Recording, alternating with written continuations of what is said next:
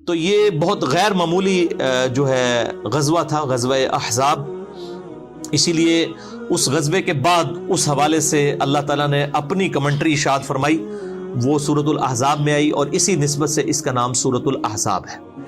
غزوہ بدر کے حوالے سے آپ نے سورۃ الانفال پڑھ کے دیکھ لیں، اور اسی طریقے سے غزوہ تبوک کے حوالے سے سورہ التوبہ پڑھ کے دیکھ لیں، اور یہ غزوہ خندق، غزوہ احزاب کے حوالے سے مسلسل 2 رکوع جو ہیں وہ اسی کے اوپر ہیں، آیت نمبر 19 سے لے کر 27 تک.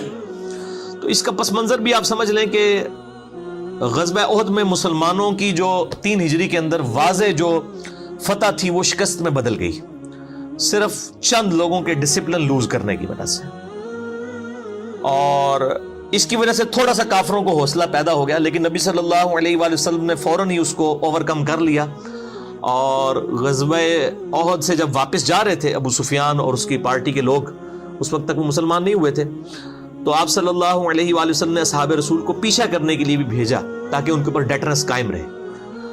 اب اسی دوران جو مدینے میں یہودیوں کے قبائل آباد تھے، بیسیکلی 3 بڑے قبائل تھے یہودیوں کے. ایک تھا بنو قینقاع جو کہ خیبر کے اندر آباد تھا، اور دوسرا بنو نضیر، نون ضاد یا را، اردو میں نزیر بھی کہہ سکتے ہیں. یہ مدینے کے اندر آباد تھا، لیکن یہ آئے دن جو ہے وہ یعنی مسلمانوں کے خلاف سازشیں کرتے رہتے تھے. تو اس کا جو سردار تھا حیی ابن اخطب، یہ وہی ہے جن کی بیٹی ہیں سیدہ صفیہ رضی اللہ تعالی عنہا وسلام اللہ علیہا، جو ام المؤمنین ہے. تو وہ نبی صلی اللہ علیہ وسلم کی بیوی بعد میں بنی. ان کے اوپر بھی میرا پورا کلپ جو کافروں کے اعتراضات ہیں سیدہ صفیہ کے نکاح کے حوالے سے، وہ آپ لکھیں تو میرا یوٹیوب کے اوپر کلپ بھی کھل جائے گا.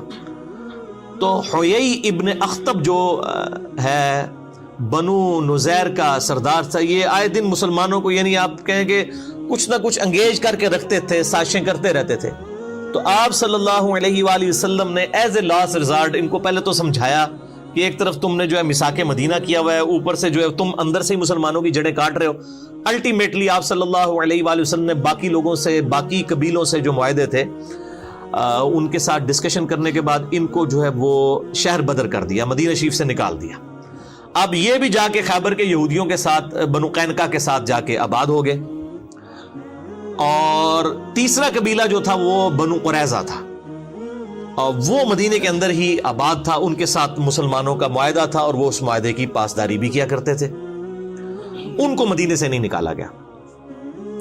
بنو نزیر کو نکال دیا گیا. بنو قینقاع جو ہے وہ پہلی خیبر میں آباد تھے. ان کی تو شامت پھر آئی نا 7 ہجری کے اندر غزوہ خیبر میں، اور ان کا بھی سارا اللہ تعالیٰ نے مسلمانوں کو فتح بھی دے دی ان کے اوپر. بہرحال یہ جب باہر چلے گئے، انہوں نے باہر سے سازشیں کرنا شروع کر دی. جو مشرکین عرب کے قبیلے تھے، بنو اسد، بنو غطفان اور دوسرے قبائل کے ساتھ، اور ادھر سے جو ہے وہ ابو سفیان اور ان لوگوں کو خطوط لکھ کے کہ جی ایک بار ہم سب کے سب جمع ہو کے مسلمانوں کو، چونکہ ان کو نظر آ رہا تھا اب یہ نئی ایک پاور لانچ ہو رہی ہے، اور قبائلی سسٹم کے اندر وہ ہر قبیلہ جو اپنی پاور کو قائم رکھنا چاہتا تھا. انہوں نے کہا یہ تو اب ایک اس اتنے ڈائنامک انداز میں پاور لانچ ہو رہی ہے، اور یہاں پہ جو سردار ہے وہ صرف سردار نہیں ہے بلکہ اس کے لیے لوگ جان چھڑکتے ہیں، اس کو پیغمبر مانتے ہیں اللہ کا، سیدنا محمد رسول اللہ صلی اللہ علیہ وآلہ وسلم کو. انہوں نے کہا جی ایک آخری کوشش کرتے ہیں، مسلمانوں کا جو ہے نا یہ معاملہ جو ہے ہمیشہ کے لیے ختم کر دیا جائے. تو انہوں نے بنو نزیر نے، بنو نضیر، انہوں نے سازشیں کرنی شروع کر دی مسلمانوں کے خلاف، اور مشرکین عرب کو بھی اکٹھا کر کے، اسی لیے اسے غزوہ احزاب کہا جاتا ہے. اس میں 1 درجن سے زیادہ جو ہے عرب کے قبائل جو ہیں وہ شامل ہوئے مسلمانوں کے خلاف. یا معشر قریش، لئن اختلفنا في الدين فإننا نجتمع على عدو واحد محمد واصحابه. اب ظاہر ہے کہ نبی صلی اللہ علیہ وآلہ وسلم ایک صرف ریلیجس لیڈر نہیں تھے، آپ ایک بہت اچھے پولیٹیشین بھی تھے اور ایک بہت اچھے فوجی جرنیل بھی تھے، اور آپ صلی اللہ علیہ وآلہ وسلم سارے معاملات کو پیرلل میں لے کے چل رہے تھے. آپ کو پتہ چل گیا کہ یہ ساری سازشیں کر رہے ہیں. اما غطفان فعاقدناهم على ان يمدونا ب6,000 مقاتل ونعطيهم كل تمر خيبر لسنة واحدة، فقبلوا منا وقد قلنا فقولوا. تو آپ صلی اللہ علیہ وآلہ وسلم نے صحابہ کرام علیہم رضوان سے اوس اور خزرج جو مین قبائل تھے مدینے کے، اوس کے سردار سیدنا سعد ابن معاذ اور خزرج کے سیدنا سعد ابن عبادہ رضی اللہ تعالی عنہما، ان سے مشورہ کیا اور باقی لوگوں سے مشورہ کیا کہ اب ہمیں کیا کرنا چاہیے. بہرحال کنسنسس کے ساتھ سیدنا سلمان فارسی رضی اللہ تعالی عنہ علیہ السلام، جو پرشین امپائر میں سے ہجرت کر کے فارس میں سے یہاں پہ آئے ہوئے تھے، انہوں نے مشورہ دیا کہ ہم وہاں پر جنگوں کے لیے اپنے مخالفین کا راستہ روکنے کے لیے خندق کھودتے ہیں. تو خندق کھود کر مدینہ کا دفاع کیا جائے، مدینے سے باہر نکل کے ان سے نہ لڑا جائے، کیونکہ یہ تعداد میں وہ 10,000 کے قریب تھے، مسلمان تو صرف 3,000 تھے. إنا كنا بأرض فارس إذا تخوفنا الخيل خندقنا عليها فلا تصل إلينا أو ننضحها بالنبل. تو ان 10,000 کا مقابلہ اس طریقے سے کرنا بہت مشکل ہے، اور پھر جغرافیکلی جو ہے وہ آپ سمجھ لیں کہ ان کی لوکیشن ایسی تھی مسلمانوں کی مدینہ شریف کی کہ شمال کی طرف ہی خندق کھودنی پڑی. باقی مسلمانوں کی پشت پہ یعنی جنوب والی سائیڈ کے اوپر اونچے اونچے پہاڑ تھے، اسی طریقے سے لیفٹ سائیڈ کے اوپر بھی جو ہے وہ یعنی مغرب کی طرف بھی چٹیل پہاڑ تھے، وہاں سے کوئی جنگی مہم روانہ نہیں کی جا سکتی تھی. اور اسی طریقے سے جو یعنی مغرب والی سائیڈ پہ، اور جو مشرق والی سائیڈ ہے اس کے اوپر قبائل آباد تھے جن کے ساتھ مسلمانوں کے معاہدے تھے. انہی قبائل میں سے ایک بنو قریظہ بھی تھا. یہاں سے بھی خطرہ کوئی نہیں تھا کہ یہاں سے کوئی حملہ کرے گا، یہاں پہ ان کے بڑے بڑے قلعے تھے، الا یہ کہ کوئی قبیلہ یہاں سے بد عہدی کر دیتا، اور وہی ہوا، بنو قریظہ نے بد عہدی کر دی. ما خبر نمي إلينا أحقا تهمون بنقض عهدكم مع رسول الله؟ من رسول الله؟ لا عهد بيننا وبين محمد ولا عقد. قتلكم الله. أما كنت والأوس أحلافكم ندفع عنكم ونحفظ ذمتكم. یعنی مسلمان بالکل سیف تھے، صرف شمال والی سائیڈ کے اوپر انہوں نے ایک خندق کھودنی تھی.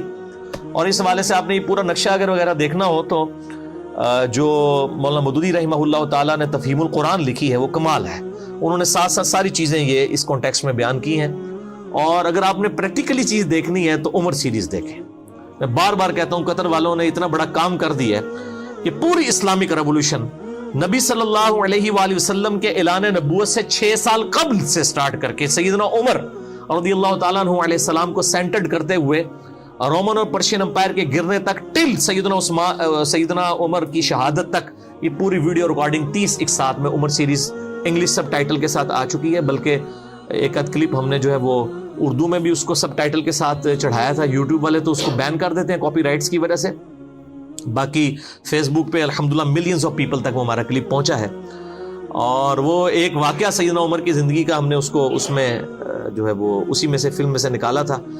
بہت کمال کام کیا. اور اس فلم کے جو کنسلٹنٹ کوئی عام نتھو خیرے لوگ نہیں ہیں، بلکہ انٹرنیشنل لیول پہ جو مسلمانوں کے علماء ہیں، یوسف القرضاوی صاحب مفتی اعظم قطر، 90 سال کے قریب ان کی عمر ہے. مولانا مودودی رحمہ اللہ تعالیٰ کا جنازہ بھی انہوں نے پڑھایا تھا. اور ان کے شاگرد ہیں ڈاکٹر علی سلابی، جنہوں نے سیدنا ابوبکر، عمر، عثمان و علی رضی اللہ عنہم اجمعین پہ اتنی موٹی جو ہے عربی میں کتابیں ان کی بایوگرافی پہ لکھی ہیں. اور آج دارالاسلام پبلیکیشن انہی کتابوں کو اردو میں ٹرانسلیٹ کر کے وہ مارکیٹ میں لے کے ہیں. ڈاکٹر علی سلابی، ان کی عمر تقریباً 55 سال کے قریب ہے. یہ یوسف القرضاوی کے شاگرد ہیں. یہ 2 بڑے ہسٹورین اور ورلڈ لیول پہ مسلمانوں کے علماء ہیں جن کی کنسلٹنسی کے ساتھ یہ عمر سیریز جو ہے وہ بنائی گئی ہے تاکہ اس میں کوئی غلط چیز نہ ہو لانچ. بہرحال اس میں یہ پوری ریولوشن آپ کو نظر آئے گی. اور یہ غزوہ خندق والا معاملہ بھی انہوں نے پورے کا پورا اس میں یعنی فلمایا ہے. تو سیدنا سلمان فارسی رضی اللہ تعالیٰ عنہ علیہ السلام کے مشورے کے ساتھ خندق کھودی گئی. کافی چوڑی خندق تھی. ایون یعنی گھوڑے کو بھی اگر کوئی ضرب لگا کے بھگا کے بھی اس کو پار کرنا چاہتا تو پار نہیں کر سکتا تھا. اور آج بھی مدینہ شریف میں اس خندق کے کچھ آثار موجود ہیں.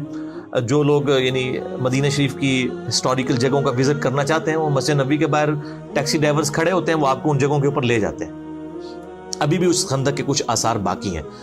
اتنے چٹیل پہاڑوں میں اس زمانے کے اندر خندق کا کھودنا یہ بہت مشکل کام تھا. بہرحال مسلمانوں نے الحمدللہ جو ہے وہ تقریباً 12 سے 15 دن لگا کے یہ خندق کھود لی. اور یہ سائڈ بھی، اور عرب کے لوگوں کو پتہ ہی نہیں تھا کہ یعنی مسلمانوں نے مدینہ شریف کا دفاع کس طریقے سے کیا. ان کے تو ذہن و وہم و گمان میں بھی یہ طریقہ موجود نہیں تھا. وہ تو جب آئے تو ایک دم وہ ششدر رہ گئے کہ اب ان کے ساتھ کیا کریں، اور ان کو مجبوراً باہر ہی پڑاؤ ڈالنا پڑا. اور اب ظاہر ہے کہ اس طرف تو آ نہیں سکتے تھے، وہ اتنی بڑی خندق کو پھلانگے ہی نہیں جا سکتا تھا، خندق کے اندر ہی گریں گے، گر گئے تو اوپر سے ان کو تو صرف پتھر مار کے مارا جا سکتا تھا.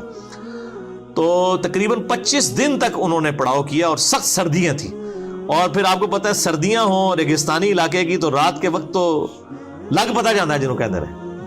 تو بہرحال اللہ تعالیٰ نے غیبی مدد فرمائی، پھر ٹھنڈی ہوائیں چلی، ان کے خیمے تک اکھڑ گئے سردی کی وجہ سے. وہ 25 دن کے پڑاؤ کے بعد جو ہے وہ وہاں سے چلے گئے، اور اللہ تعالیٰ نے بغیر جنگ کے مسلمانوں کو فتح عطا فرمائی. لیکن یہ اتنی مشکل غزوہ تھا کہ یعنی اللہ تعالیٰ نے اتنے، جس کو کہتے ہیں نا، شدید الفاظ کے ساتھ کسی اور غزوے کا ذکر نہیں کیا جتنا سورۃ الاحزاب میں غزوہ خندق کا ذکر کیا ہے، کہ یہ مسلمانوں کو اللہ تعالیٰ بات ہے ہم نے ہلا کے رکھ دیا، اتنی بڑی آزمائش ان کے اوپر ڈالی. اور یہاں پر مومنین اور منافقین کا فرق بالکل ظاہر ہو گیا، کیونکہ موت سامنے نظر آ رہی تھی. تو منافقین جو ہے وہ ان کا نفاق کھل کے ان کی زبانوں سے نکلنا شروع ہو گیا. اسی کا ذکر آپ ان آیات میں سنیں گے بھی کہ یار یہ تو نبی صلی اللہ علیہ وسلم نے اور اللہ نے نعوذ باللہ ہمارے ساتھ جھوٹے جو ہے وہ وعدے کیے تھے، اور یہ تو جناب موت ہمارے گلے پڑ گئی ہے، ہماری بیویاں بھی پیچھے مطلب وہ بے آسرا ہو جائیں گی، اور ہمارے لیے تو ٹوائلٹ جانا مشکل ہو گیا ہے. اور یہ نبی جو ہے میں کہہ رہا ہے کہ رومن اور پرشین امپائر گریں گی، کیونکہ وہ دلائل النبوہ امام بیہقی کی کتاب میں آتا ہے نا، مسند احمد میں بھی آتا ہے کہ ایک اسی خندق کے موقع پر ایک پتھر نہیں ٹوٹ رہا تھا، بہت بڑا پتھر.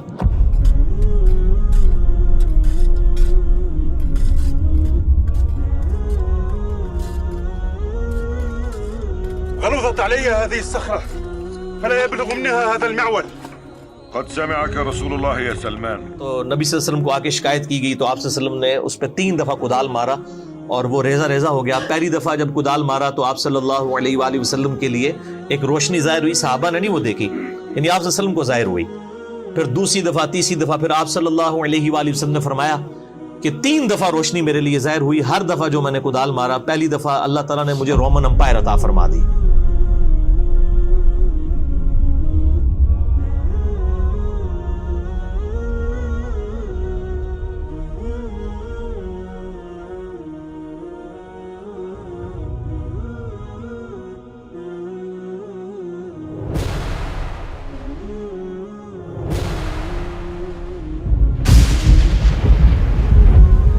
اس کے خزانے جو ہیں وہ اللہ تعالیٰ نے مجھے عطا فرما دیے. دوسری دفعہ مارا فرمایا اللہ نے مجھے پرشیا بھی عطا فرما دیا، دوسری سپر پاور بھی گئی. اور تیسری دفعہ فرمایا اللہ نے مجھے یمن بھی عطا فرما دیا. اور منافقین جو تھے اوپر سے کلمہ گو مذاق اڑا رہے تھے کہ ہم تو ٹائلٹ جانے سے مجبور ہوئے ہیں، اور یہ پیغمبر ان کو کہہ رہا ہے کہ رومن اور پرشین امپائر گرے گی. یہاں تو یہ ان عرب کے قبائل کا مقابلہ نہیں کر پا رہے، تو یہ رومن اور پرشین امپائر کیسے یعنی گرائیں گے؟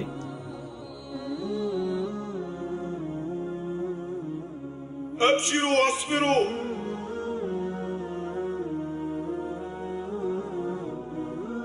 فوالله ما يبلغ القوم منا شيئا فإن رسول الله قد ضرب صخرة مستغلظة 3 ضربات لمعت معها 3 برقات وكان يبتسم في كل مرة. فلما سألناه قال أما الأولى فإن الله فتح علي بها الشام والله إني لأبصر قصورها الحمر إن شاء الله. أما الثانية فأعطيت بها مفاتيح فارس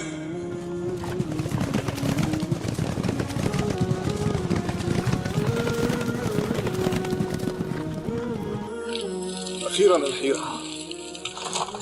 اللهم أنجز وعدك ووعد رسولك. فوالله لقد سمعته يبشر بها أول ما جهر بدين الله وهو مستند بظهره إلى الكعبة يد الناس وهم بين مصدق ومكذب ومستهزئ. ولم يخطر لي على بال عندئذ أنني سأكون أول من يشهدها وأن الله يرويها. اللهم منك العفو على ما فات مني ولك الحمد على ما أعطيت. والله إني لأبصر قصر المدائن الأبيض. وأما الثالثة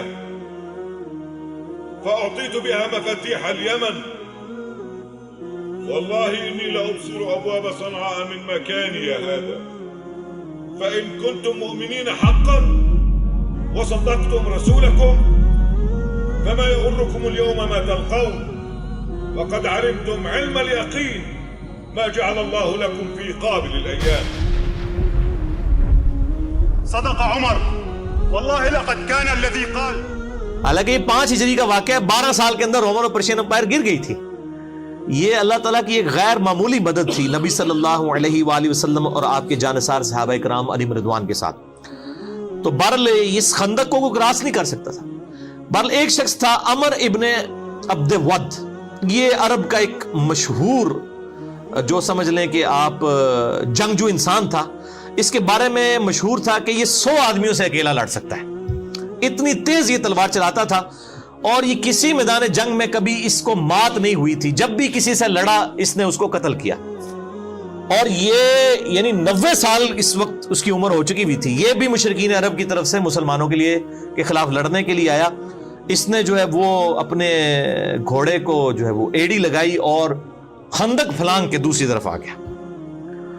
اب آ کے وہ للکار رہے کہ کوئی ہے آ کے میرا مقابلہ کرے. کسی کی جرت نہیں ہوئی کہ وہ شخص کے سامنے آئے، کیونکہ اس شخص کے سامنے آنے کا مطلب موت تھا. 3 دفعہ اس نے للکارا. نبی صلی اللہ علیہ وسلم کے صحابہ میں سے صرف سیدنا علی تھے جنہوں نے 3 دفعہ اٹھ کے اس کا مقابلہ کرنے کے لیے چیلنج کو قبول کیا، لیکن 3 دفعہ نبی صلی اللہ علیہ وسلم نے ان کو ہاتھ سے پکڑ کے بٹھا دیا کہ تم نے نہیں اٹھنا. ظاہر ہے وہ سیدنا علی کی ایک فضیلت باقی لوگوں کے اوپر ظاہر کرنی تھی کہ یہ اتنی دلیری دکھا رہا ہے، اور کوئی شخص نہیں اٹھا. 3 دفعہ سیدنا علی اٹھے، لیکن نبی صلی اللہ علیہ وسلم نے بازو سے پکڑ کے بٹھا دیا. اب سیدنا علی کوئی اپنی بہادری کی وجہ سے نہیں اٹھ رہے تھے، ان کی جو اندر جو ایک پیشن اور ایمان کا لیول تھا نا، وہ یہ تقاضا کرتا تھا کہ ایسی کی تیسی اس کی. تو بہرحال 3 دفعہ بھی جب اس نے کہا تو نبی صلی اللہ علیہ وآلہ وسلم نے سیدنا علی کو یعنی روانہ کیا. اور سیدنا علی کی اس وقت آپ دیکھ لیں عمر کتنی تھی، آلموسٹ 28 سال، 27 یا 28 سال عمر تھی. یہ اس وقت کا واقعہ. من يبارز؟ يا عمرو إنك قد كنت عاهدت الله ألا يدعوك رجل من قريش إلى إحدى خلتين إلا أخذتها منه. أجل. تو اب وہ جب سامنے آیا تو سیدنا علی کے جو والد تھے ابو طالب، ان کے ساتھ اس کی دوستی تھی عمر ابن عبد ود کی. اور اس نے کہا کہ یار تو کیوں میرے ہاتھوں مرنا چاہتا ہے، تو کسی اور کو بھیجو، میں تمہارے ساتھ لڑائی نہیں کروں گا. تو سیدنا علی نے کہا کہ نہیں میں تیار ہوں، جب تم نے چیلنج کیا تو میں مقابلے کے لیے آ گیا ہوں. تو اس نے کہا کہ میں ہر شخص کو جو ہے نا وہ 3 دفعہ مہلت دیتا ہوں اس حوالے سے کہ وہ اپنی 3 کوئی موت سے پہلے خواہشات کا اظہار کر دے، کیونکہ اس نے مرنا تو ہے میرے ہاتھوں، تو 3 خواہشات کا اظہار کر سکتا ہے، تو میں اس کی 3 خواہشات پوری کر دوں. تو سیدنا علی نے کہا کہ میری پہلی خواہش یہ ہے کہ تو کلمہ پڑھ کے مسلمان ہو جا. فإني أدعوك إلى الله ورسوله وإلى الإسلام. لا حاجة لي بذلك. فإني أدعوك إلى النزال. لما يا ابن أخي؟ فوالله ما أحب أن أقتلك. لكني والله أحب أن أقتلك. ٹھیک ہے، یہ دیکھیں نا تربیت کیا ہوئی ہے. غزوہ خیبر کے موقع پر بھی جب سیدنا علی کو نبی صلی اللہ علیہ وسلم نے بھیجا تو اس وقت بخاری مسلم میں آتا ہے کہ علی پہلے ان کو دعوت دینا، اگر تیری وجہ سے ایک شخص کو بھی ہدایت مل گئی تو تیرے لیے سرخ اونٹوں سے بہتر ہے. تو عمر ابن عبد ود نے کہا کہ نہیں میں تو ایمان تو نہیں قبول کروں گا. تو دوسرا سیدنا علی نے کہا کہ دوسری میری خواہش یہ ہے کہ تم لوگ واپس چلے جاؤ، کیوں لڑائی کے اوپر آمادہ ہوتے ہو، اور اپنے آپ کو بھی مشکل میں ڈالا ہوا ہے، ہمیں بھی مشکل میں ڈالا ہے، واپس چلے جاؤ. تو اس نے کہا ہم تو لڑنے کے لیے آئے، واپس کیوں جائیں. اور تیسری خواہش پھر سیدنا علی نے کہا کہ میرے ساتھ لڑائی کرنے کے لیے تیار ہو جاؤ. یہ تیسری خواہش سیدنا علی نے کی. ٹھیک ہے، تو بہرحال ایک وار کے اندر ہی اس کا کام تمام کر دیا سیدنا علی رضی اللہ تعالیٰ عنہ نے، اور اس کو جہنم واصل کر دیا عمر ابن عبد ود کو. یہ بہت بڑا ایک واقعہ تھا، اور اس کی اتنی ڈیٹرس پڑی مشرکین عرب کے اوپر کہ ان کے پاؤں پھر لڑکھڑا گئے. پھر کسی نے جرت نہیں کی دوبارہ خندق کو کراس کرنے کی، کیونکہ ظاہر ہے جب ان کا سب سے بڑا جرنیل جس کے اوپر ان کو مان تھا تو وہ ایک 27 سال کے لڑکے کے ہاتھوں مارا جاتا ہے، ظاہر ایک ینگ ایج کا بندہ. تو وہ پھر اللہ تعالیٰ کی طرف سے غیبی مدد بھی آ گئی. یعنی موسم کی سردی، پھر خیموں کی وجہ سے اکھڑنا، خیموں کا اکھڑنا، ہواؤں کے چلنے کی وجہ سے یہ سارے کے سارے معاملات ہوئے. اسی دوران اللہ تعالیٰ نے غیبی مدد مسلمانوں کے ساتھ اس حوالے سے کی کہ بنی جو غطفان تھا اس میں سے ایک شخص تھا نعیم بن مسعود رضی اللہ تعالیٰ عنہ علیہ السلام، انہوں نے اسلام قبول کر لیا.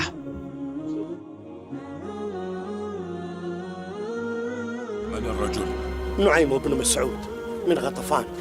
ويلك ما جاء بك وقومك قد صنعوا بنا ما صنعوا. ألست ابن الخطاب؟ خذني إلى رسول الله. كيف قلت؟ مسلم أنت؟ لیکن انہوں نے اپنے اسلام کا اظہار کسی سے نہیں کیا. چپ کر کے نبی صلی اللہ علیہ وآلہ وسلم کے خیمے میں آئے اور کہا یا رسول اللہ صلی اللہ علیہ وآلہ وسلم، میں آپ کو اللہ کا پیغمبر مانتا ہوں، آپ میرے ذمہ کوئی کام لگائیں کہ اس جنگ کی صورتحال میں کوئی ایسا کردار ادا کر دوں کہ یہ جنگ ٹل جائے. اور اس نے ایک یعنی مشورہ سامنے رکھا. اور ظاہر ہے کہ جنگ تو ہے ہی دھوکے کا نام. صحیح بخاری و مسلم میں احادیث موجود ہے. ظاہر ہے کہ وہ جنگ کے اندر یہ معاملات کرنے پڑتے ہیں. بال یہ جو کہا جاتا ہے نا محبت اور جنگ میں ہر چیز جائز ہے، یہ غلط ہے. محبت تو غیر محرم عورت کے ساتھ بغیر نکاح کے رشتے کے ویسے ہی حرام ہے. تو محبت تو صرف بیوی کے ساتھ کی جا سکتی ہے، بچوں کے ساتھ، ماں باپ کے ساتھ جو رشتے ہیں. تو جنگ کے اندر البتہ جنگ دھوکے کا نام ہے، اس پہ دھوکہ دیا جا سکتا ہے، لیکن دھوکے میں بھی یعنی کوئی عہد کی خلاف ورزی نہیں کی جا سکتی. وہ مسئلہ نمبر 87 میرا ریکارڈڈ ہے اسلامی ڈیموکریسی کے اوپر اور اسلامی حکومت کو چلانے کے جو 3 بنیادی اصول ہیں اس حوالے سے. تو اب نعیم ابن مسعود رضی اللہ تعالیٰ عنہ نے بال کنسنسس کے ساتھ، ان کا ایک مشورہ تھا، آپ صلی اللہ علیہ وآلہ وسلم نے پسند فرمایا، اور یہ سب کچھ عمر سیریز میں انہوں نے فلمایا ہے اور آپ کو اس زمانے میں پہنچا دیا جی انہوں نے. اور غزوہ خندق میں وہ کس طریقے سے معاملات. بنو قریظہ جو تھے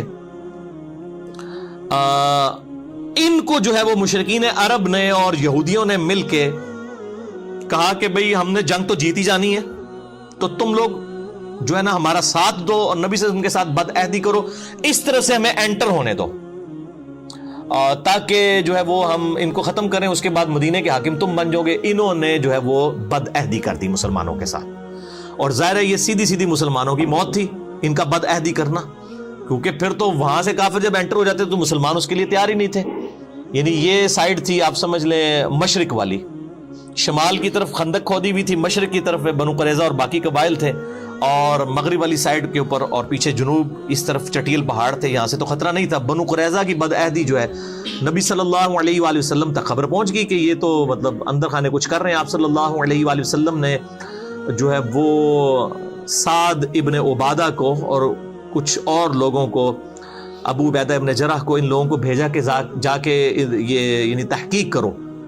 اور پھر آپ نے فرمایا کہ دیکھنا یہ ڈائریکٹلی مجھے ہی آ کے کان میں بتانا، اگر مسلمانوں کو پتہ چلا کہ انہوں نے بد عہدی کی ہے تو شاید ان کے حوصلے پست نہ ہو جائے. تو آپ صلی اللہ علیہ وآلہ وسلم کو انہوں نے اشارتاً آ کے بتا دیا کہ یہ تو انہوں نے بد عہدی کر دی ہے. تو اسی دوران اللہ تعالیٰ نے غیبی مدد کی نعیم ابن مسعود والی رضی اللہ تعالیٰ عنہ. ان کو ابھی لوگوں کو نہیں پتا تھا کہ مسلمان ہو چکے ہیں. انہوں نے کیا کیا، یہ بنو قریظہ کے پاس چلے گئے اور ان کو جا کے کہا کہ دیکھو میں تمہارا بڑا ہمدرد ہوں، تم سے میری پہلے کی دوستی ہے. اب ان کو نہیں پتا یہ مسلمان ہو چکے ہیں، اور دیکھو تم نے یہ جو نبی صلی اللہ علیہ وسلم کے ساتھ یعنی محمد کے ساتھ صلی اللہ علیہ وآلہ وسلم، نبی تو نہیں انہوں نے کہا ہوگا، بد عہدی کی ہے، تو ان تک یہ بات پہنچ چکی ہے. اور یہ دیکھ لینا کہ یہ قریش کے ہیں، الٹیمیٹلی قریشیوں نے قریش کا ہی ساتھ دینا ہے، ابو سفیان وغیرہ نے. جنگ اگر یہ لوگ ختم ہو گئی، جنگ اسٹیبلش نہ ہوئی، یہ واپس چلے گئے تو پیچھے مسلمانوں نے تمہارا کچومر نکال دینا ہے. تو اس کا حل یہ ہے، اور یہ اندر سے انہوں نے پلان کر لیا ابو سفیان نے اور مسلمانوں نے مل کے اس حوالے سے، یعنی ان کو دل ان کا اس طرف سے انہوں نے کھٹا کیا.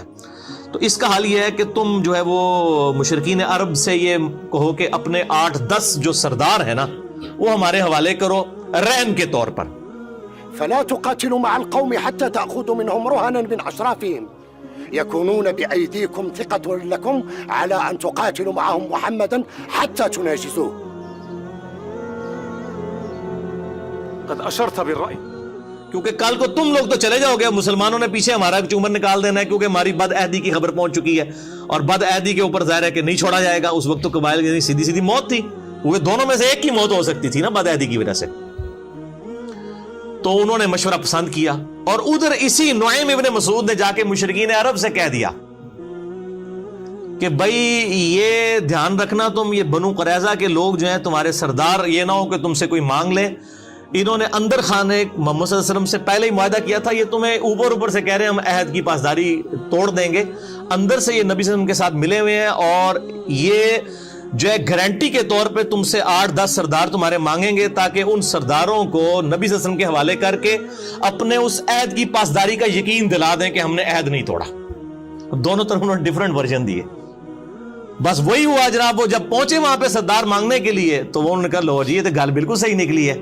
انہوں نے کہا تسی سردار لے کے مار چھڑنے ساڑھے سردار, تو ہم نے سردار نہیں دینے. ولسنا مع ذلك بالذين نقاتل معكم محمدا حتى تعطون رهنا من رجالكم يكونون بأيدينا ثقة حتى نناجز محمدا. صدقنا نعيم ولا والله لا ندفع إليهم رجلا واحدا من رجالنا.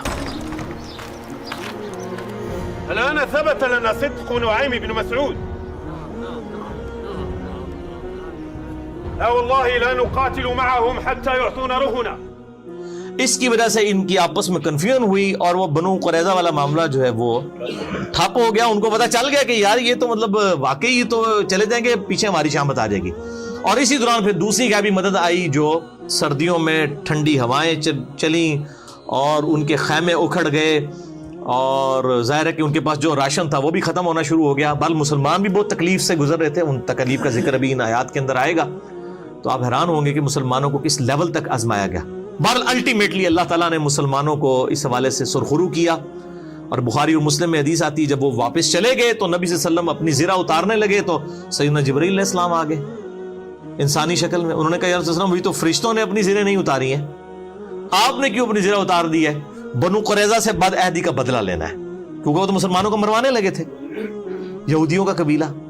تو آپ صلی اللہ علیہ وآلہ وسلم نے فرمایا, بخاری اور مسلم دونوں میں موجود ہے, آپ نے فرمایا کہ اب تم لوگ, آپ نے سیدنا علی کو اور کچھ اور اصحاب کو لشکر دے کر روانہ کیا, اور حکم فرمایا کہ عصر کی نماز نہیں پڑھنی مگر بنو قریظہ میں جا کر. يا معشر المسلمين يا معشر المسلمين إن الله قد أمر نبيه ألا يضع السلاح حتى يسير إلى بني قريظة. من كان سامعا مطيعا فلا يصلين العصر إلا في بني قريظة. اور یہ وہی حدیث ہے جس میں نے پہلے بھی کئی دفعہ بیان کیا کہ صحاب کے 2 گروہ ہو گئے, عصر کی نماز قضا ہو رہی تھی, کچھ لوگوں نے راستے میں پڑھ لی, کچھ لوگوں نے وہاں جا کے مغرب کے وقت میں عصر پڑھی کہ نبی علیہ السلام کا حکم تھا. بیسیکلی تو آپ یہ کہنا چاہ رہے تھے جلدی وہاں پہنچو, لیکن بعد میں آپ صلی اللہ علیہ وآلہ وسلم نے کسی کو کوئی اس پہ قدغن نہیں لگائی. جنہوں نے ظاہری حدیث کے اوپر الفاظ پہ عمل کیا ان کو بھی مطلب ان پہ بھی کوئی گرفت نہیں کی, اور جنہوں نے اس کی تھیم کو فالو کیا کہ راستے میں نماز پڑھ لی اور قضا نہیں ہونے دی, ان کو بھی کچھ نہیں کہا. بہرحال وہاں پر پہنچ گئے. اب بنو قریظہ کے لوگ, اب ظاہر ہے ان کو پتا تھا انہوں نے کیا حرکت کی ہوئی ہے. انہوں نے کہا کہ ہمیں نبی صلی اللہ علیہ وآلہ وسلم کا فیصلہ قبول نہیں ہے, ہمارے ساتھ اگر کوئی ثالثی والا کردار کرنا ہے اس حوالے سے تو سعد ابن معاذ جو اوس کے سردار ہیں, چونکہ وہ مدینے کے رہنے والے تھے, ان کے ساتھ ان کی دوستی بھی تھی زمانے جاہلیت کی. انہوں نے کہا کہ سعد ابن معاذ ہمارے لیے لینیٹ ویو رکھیں گے, حالانکہ وہ نبی صلی اللہ علیہ وآلہ وسلم سے فیصلہ کرواتے تو شاید ساروں کو ہی چھوڑ دیا جاتا, زیادہ زیادہ شہر بدر کر دیا جاتا ان کو. آپ صلی اللہ علیہ وآلہ وسلم کی طبیعت میں شفقت کا پہلو غالب تھا. بالوں نے خود اپنی موت کو آواز دی. سعد ابن معاذ جو تھے ان کو اس دوران گھٹنے میں تیر لگا ہوا تھا, بہرحال وہ اسی حالت میں, اور اسی میں انہوں نے دعا کی تھی کہ اے اللہ اگر آج کے بعد مشرکین عرب مسلمانوں پر چڑھائی نہیں کریں گے تو اے اللہ اسی زخم کو میرے لیے کھول دے اور شہادت کا باعث بنا دے کہ میں نے نبی صلی اللہ علیہ وسلم کا جتنا دفاع کیا اس حوالے سے مشرکین عرب کے خلاف میں نے جو ہے وہ حضور کا ساتھ دیا. اور یہی وہ شخص ہے سعد ابن معاذ جس کی وجہ سے مدینے میں نبی صلی اللہ علیہ وسلم اسٹیبلش ہوئے تھے. دعوت اللہ ان ابقى شيئا من حرب قريش ان يبقيني لها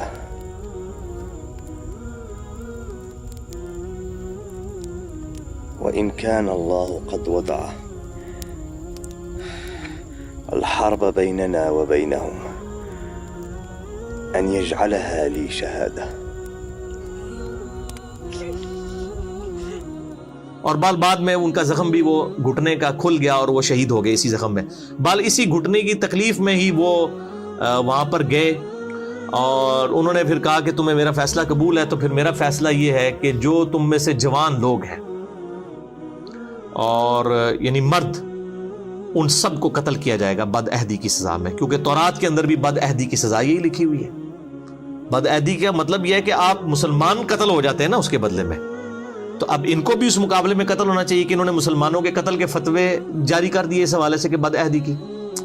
اور عورتوں کو اور بچوں کو، اور بچے ایسے کہ یعنی جو بہت چھوٹے بچے ہیں جن کے زیر ناف بال نہیں اگے ہوئے، جو بلوغت کی عمر تک نہیں پہنچے ہوئے، ان بچوں کو جو ہے وہ مسلمان قیدی بنا لیں گے اور ان کے مال کو بھی.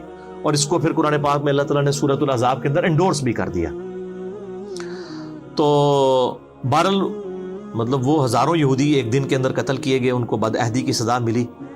اور اس واقعے کو آؤٹ آف کنٹیکسٹ آج کافر جو ہیں وہ مسلمانوں کے خلاف نبی صلی اللہ علیہ وآلہ وسلم کے کریکٹر کے حوالے سے پیش کرتے ہیں کہ جی دیکھیں اتنے یہودیوں کو ایک دن میں قتل کیا گیا، لیکن ایک پوری اس کے پیچھے تھیم ہے. آج بھی جو غدار ہیں ان کی سزا ساری حکومتوں کے اندر قتل ہی ہوتی ہے، اور انہوں نے تو اس بڑے لیول کی غداری کی ہے کہ مطلب مسلمان سارے کے سارے مارے جاتے ہیں. اگر یہاں سے اللہ تعالیٰ بر وقت اپنے نبی صلی اللہ علیہ وآلہ وسلم کو غیبی خبر نہ دیتا، وحی کی تائید نہ حاصل ہوتی، تو ظاہر الٹیمیٹلی یہ سزا ہونی تھی اور ان کی اپنی شریعت کے مطابق سزا دی گئی. تو یہ بد عہدی کی سزا والا جو معاملہ تھا یہ کفار کے ساتھ ہوا تھا، مسلمانوں کے ساتھ نہیں ہوا تھا. مسلمانوں کے ساتھ جب اس طرح کے معاملات ہوتے ہیں تو نہ ان کی عورتوں کو لونڈیاں بنایا جاتا ہے، نہ ان کے مردوں کو غلام بنایا جاتا ہے. اور اس کی واضح مثال جو ہے وہ جنگ جمل، صفین اور نہروان ہے. سیدنا علی رضی اللہ تعالیٰ عنہ علیہ السلام نے تینوں جنگوں کے اندر اپنے مخالفین کو شکست فاش دی ہے، لیکن نہ تو کسی کی عورت کو اپنا غلام بنایا ہے، نہ کسی کے مرد کو غلام بنایا ہے، نہ اس طریقے سے. اور ایون بعد میں بھی آپ رضی اللہ تعالیٰ عنہ نے علیہ السلام ان کے وظیفے بھی اسی طریقے سے جاری رکھے، چاہے جمل کے لوگ ہوں، صفین کے ہوں، نہروان کے ہوں. اس حوالے سے آپ رضی اللہ تعالیٰ عنہ علیہ السلام جو ہے وہ امت کے لیے ایک رول ماڈل ہے. تو مسلمانوں کے جو مسلمانوں کے ساتھ معاملات ہیں ان کا معاملہ الگ ہے، کفار والا معاملہ الگ ہے. اس طرح کے آؤٹ آف کانٹیکسٹ چیزوں کو پیش کرنے سے بعض اوقات اسلام کے لیے بدنامی کا مسئلہ بن جاتا ہے. اس لیے میں نے اب اس کو بنو قریظہ کے حوالے سے یہاں پہ آیات بھی آ جائیں گی، تو یہ پوری کی پوری نٹ شیل میں نے آپ سمجھ لیں کہ سب کچھ بیان کر دیا. میں آخر میں پھر یہ کہوں گا کہ جو نعیم ابن مسعود رضی اللہ تعالیٰ عنہ کی جو حکمت سامنے آئی، اسی طریقے سے جو اللہ تعالیٰ نے غیبی مدد فرمائی اس موسم کی تبدیلی کی وجہ سے، پھر خندق والا معاملہ، یہ ساری کی ساری چیزیں اگر آپ نے فزیکلی دیکھنی ہے اور آپ اس زمانے میں پہنچنا چاہتے ہیں تو آپ عمر سیریز ضرور دیکھیں. اس کے اندر یہ ساری ایون وہ خندق توڑنے والا، پتھر کے توڑنے والا اور رومن اور پرشین امپائر والی جو خوشخبری ہیں وہ والا سین بھی انہوں نے نبی صلی اللہ علیہ وسلم کو تو نہیں دکھایا، انہوں نے باقی اصحاب کو انہوں نے سب کو دکھایا اور کمال وہاں تک پہنچا دیا. جی وہ لگتا ہے کہ انسان وہاں پہ موجود ہے. یہ بہت بڑی خدمت کی ہے. میں کہتا ہوں عرب کے لوگوں میں بجلی بھر دی ہے عمر سیریز نے، اور اس کا جو ٹیسٹ ہے وہ عربی میں ہونا ہے. اسی لیے دیکھیں یوٹیوب نے غائب کر دی عمر سیریز، یوٹیوب کے اوپر سے بین کر دیا اس کو. بہر الحمدللہ وہ مطلب مختلف ویب سائٹس کے اوپر موجود ہے، آپ ڈاؤن لوڈ کر سکتے ہیں انگلش سب ٹائٹل کے ساتھ. ہے تو عربی کے اندر ہے لیکن انگلش سب ٹائٹل کے ساتھ اویلیبل ہے. اب اردو کی ڈبنگ والا معاملہ آپ کو پتہ ہے، انڈیا پاکستان بنگلہ دیش کے علماء جو ہیں ان کی ایک خاص ایک چیزوں کو، یعنی یہ تو پہلی دفعہ آپ کو پتہ اسپیکر آیا تو شیطانی آواز کی اونچ اسپیکر تو تھلے ہی نہیں لیندے. وہ اسی طریقے سے کیمرے کا مسئلہ ہو، تصویروں کا مسئلہ ہو، ان کا آپ ایٹیچیوڈ شروع کا دیکھیں اور بعد میں ان کی کیا حالت ہوتی ہے کہ کیمرے سے نیچے نہیں اترتے. تو انشاءاللہ تعالیٰ یہ معاملات بھی ان کو آہستہ سے سمجھ آئیں گے. ان کو 25-30 سال کے بعد چیزیں سمجھ آتی ہیں. میں نے دیکھا ہے تقریباً اتنا گیپ ہے ان کو چیز سمجھ آنے میں. تو بہرحال اس وقت جو لوگ یعنی کئی مطلب لاکھوں کیا کروڑوں مسلمان ہیں جو رات کو اس وقت تک نہیں سوتے جب تک کہ ہالی ووڈ کی کوئی فل فلم نہ دیکھ لیں، تو ہم ان کو ضرور مشورہ دیں گے کہ آپ عمر سیریز تو دیکھیں. As far as picturisation is concerned کسی بھی ہالی ووڈ کی فلم سے وہ کم فلم نہیں ہے. انہوں نے واقعی اس زمانے میں پہنچا دیا ہے اور ملینز آف ڈالر خرچہ کر کے قطر والوں نے، اہل سنت ہیں اور اہل سنت کے علماء کی کنسلٹیشن کے ساتھ، ڈاکٹر علی سلابی اور یوسف القرضاوی اور باقی علماء، ان کی کنسلٹیشن کے ساتھ یہ ویڈیو بنی ہے. انگلش جس کو آتی ہے وہ سب ٹائٹل کے ساتھ اس کو روک کے دیکھ سکتا ہے، انجوائے کرے گا.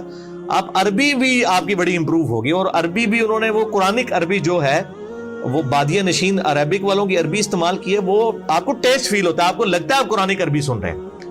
پھر جو ایک عربیوں کا سٹائل ہے، عربی یا پٹھان، ان دونوں میں ایک چیز کامن ہے، یہ آپس میں نارمل گفتگو بھی کر رہے ہو نا تو تیسرے بندوں کو آپس میں لڑتے ہوئے دکھائی دیتے ہیں.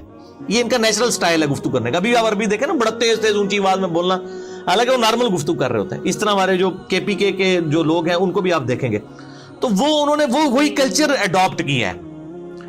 یہ طارق جمیل والا سٹائل نہیں تھا صحابہ کرام علیہم رضوان کا گفتگو کرنے کا آپس میں، عرب سٹائل وہی تھا. آپ دیکھیں سیدنا عمر کا بھی، اور وہ تو سارے مطلب ڈائلاگ جو انہوں نے لکھے ہیں وہ تو حدیث کی کتابوں میں موجود ہے. وَيْحَكَ تیرا ستیہ ناس ہو. یہ یعنی ان کی ایک آپ سمجھے تکیہ کلام ہوا کرتا تھا جب بھی کوئی اس طرح کی چیزیں یعنی رپورٹ ہوئی ہیں. جیسا کہ سیدنا عمر کا انہوں نے دکھایا کہ جب وہ شہادت کے زخم میں تھے تو سیدنا مغیرہ ابن شعبہ نے وہاں پہ مشورہ دے دیا کہ آپ اپنے بیٹے عبداللہ بن عمر کو اپنے بعد خلیفہ نامزد کر دیں. اور یہ مغیرہ ابن شعبہ رضی اللہ تعالیٰ عنہ جنہوں نے حضرت معاویہ کو بھی یزید کو ولی عہد بنانے کا مشورہ دیا تھا، تو اور انہی کے غلام نے سیدنا عمر کو بھی شہید کیا تھا. تو انہوں نے اس زخم میں جب یہ بات کی تو پھر سیدنا عمر نے وَيْحَكَ، ٹھیک ہے تباہ و برباد ہو جا تو، تیری ہلاکت ہو، تو اس طرح کے مشورے مجھے دے رہا ہے. نبی صلی اللہ علیہ وسلم کوئی بادشاہ تو نہیں تھے، وہ تو اللہ کے پیغمبر تھے.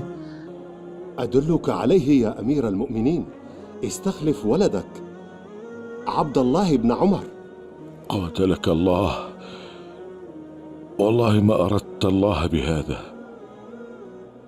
لا أرب لنا في أموركم، وما حمدتها فأرغب فيها لأحد من أهل بيتي. تو آپ نے پھر 6 رکنی کمیٹی بنائی جو صحیح بخاری میں آتا ہے، سیدنا علی، عثمان، طلحہ، زبیر، سعد بن ابی وقاص، عبد الرحمن بن عوف رضی اللہ عنہم اجمعین، اور 7واں بندہ عبداللہ بن عمر کو مشورتاً شریک کیا اور کہا کہ اس کو کسی نے خلیفہ نہیں چننا، ان 6 میں سے کسی کو چننا ہے. ولكني جعلتها شورى. في 6 مات رسول الله وهو عنهم راض: عثمان وعلي وطلحة والزبير وعبد الرحمن بن عوف وسعد بن أبي وقاص. فليجتمعوا في بيت أحدهم ويتشاوروا ثم يختاروا منهم رجلا.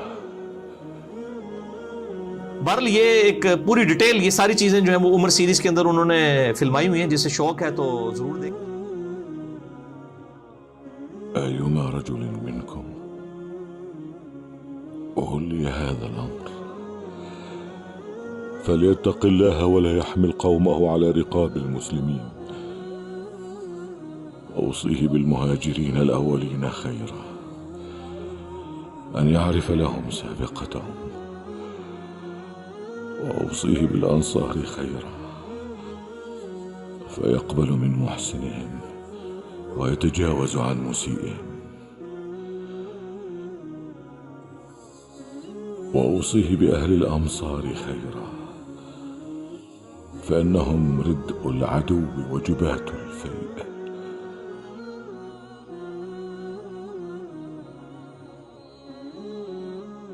وأوصيه بأهل البادية خيرا فإنهم أصل العرب ومادة الإسلام.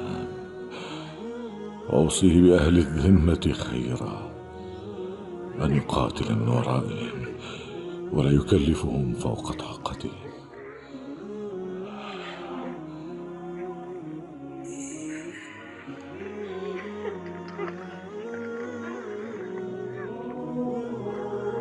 وأناشدكم الله إلا ترحمتم على جماعة المسلمين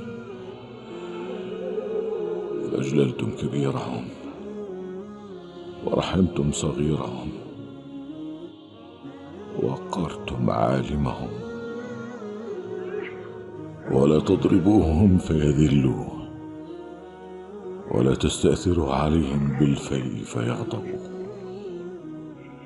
ولا تجعلوا المال دولة بين الأغنياء منكم، ولا تغلقوا أبوابكم دون الناس فيأكل قويهم ضعيفهم.